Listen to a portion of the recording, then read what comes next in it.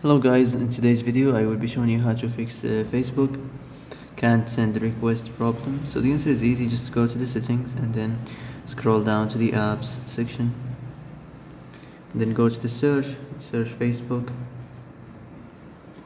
and then go to the storage, and here you will find this clear cache option. Click on it.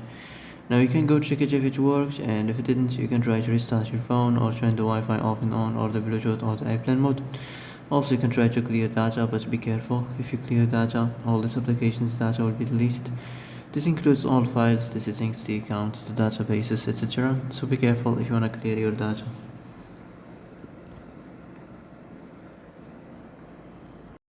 And that's it for today's video. I hope this is the answer you've been looking for.